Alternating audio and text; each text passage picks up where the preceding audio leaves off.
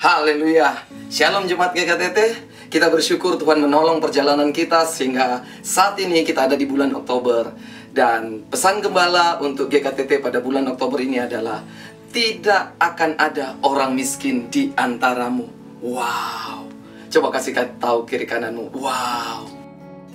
Mungkin sudah berpikir, wah, yang benar, ini sebuah pernyataan yang sombong. Ini sebuah pernyataan yang gegabah. Apalagi kita orang Kristen.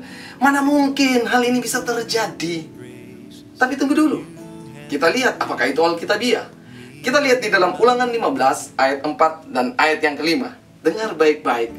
Ulangan 15 ayat 4 ayat 5. Apa kata firman Tuhan?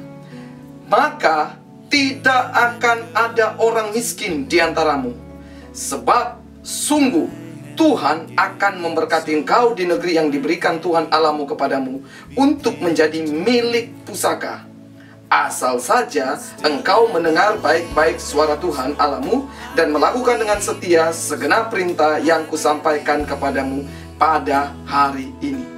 Ternyata Alkitab mencatat ada kata tidak akan ada orang miskin di antaramu. Kasih tahu kiri kanan, tidak akan ada orang miskin di antaramu. Lihat, Alkitab menyatakannya. Jadi ini bukan pernyataan saya, dan ini bukan sebuah pernyataan yang sombong, ini bukan sebuah pernyataan yang gegabah, tetapi ini perkataan Alkitabiah. Ini adalah sebuah pernyataan Alkitabiah. Jadi kita harus imani, kita harus taruh di dalam hati kita bahwa GKTT tidak akan ada lagi yang miskin. Yang setuju katakan amin. Bagaimana hal itu bisa terjadi? Alkitab berkata, karena Tuhan akan memberkati kita. Firman Tuhan berkata, sebab sungguh Tuhan akan memberkati engkau di negeri yang diberikan Tuhan Allah padamu. Jadi bukan kita yang membuat kita diberkati, tapi karena Tuhan yang memberkati. Dan ada kata sungguh. Nah, kata sungguh ini menyatakan bahwa Tuhan serius, bahwa Tuhan tidak main-main untuk memberkati kita. Menyatakan bahwa itu pasti terjadi di dalam hidup kita. Tetapi seperti biasa, segala hal itu ada syaratnya. Demikian juga untuk kita melihat GKTT menjadi kaya, berkelimpahan, tidak ada orang miskin di antara kita. Ada syarat firman Tuhannya. Mari kita lihat ayat yang kelima. Apa syarat firman Tuhan, Sen? Asal saja engkau mendengar baik-baik suara Tuhan Allahmu dan melakukan dengan setia segenap perintah yang kusampaikan kepadamu pada hari ini. Yang pertama, syaratnya adalah mendengarkan baik-baik suara Tuhan Allahmu. Jadi ada suara Tuhan. Nah sekarang mungkin sudah berpikir, saya nggak pernah mendengar suara Tuhan audible. Saya tidak pernah mendapat kunjungan malaikat berbicara kepada saya pada malam hari. Atau mungkin waktu saya tidur, saya bermimpi ada kunjungan Tuhan berbicara kepada saya. Jangan kecil hati, karena suara Tuhan itu sudah ada di dalam Alkitab. Bacalah Alkitab, bacalah firman Tuhan. Dan sepanjang bulan ini kita akan mendengar suara Tuhan yang akan disampaikan oleh hamba-hamba Tuhan di semua acara-acara kita, termasuk di komsel-komsel kita. Kita akan mendengar suara Tuhan, kita akan mendengar firman Tuhan.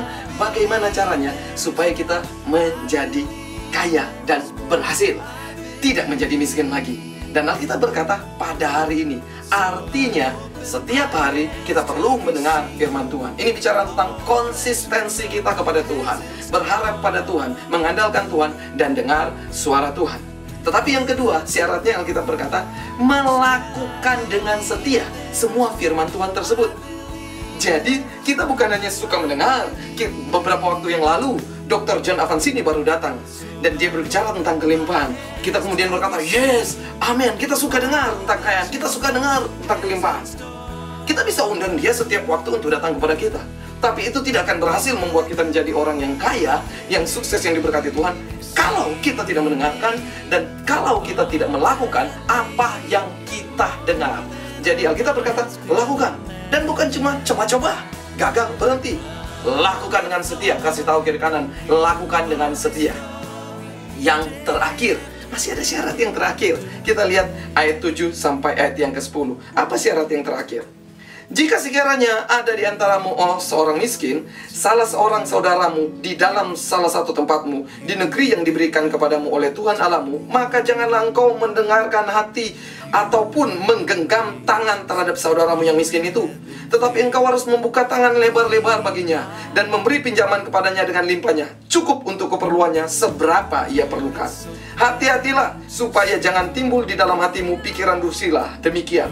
Sudah dekat tahun ke-7, tahun penghapusan hutang, dan engkau menjadi kesal terhadap saudaramu yang miskin itu, dan engkau tidak memberikan apa-apa kepadanya. Maka ia berseru kepada Tuhan tentang engkau, dan hal itu menjadi dosa bagimu.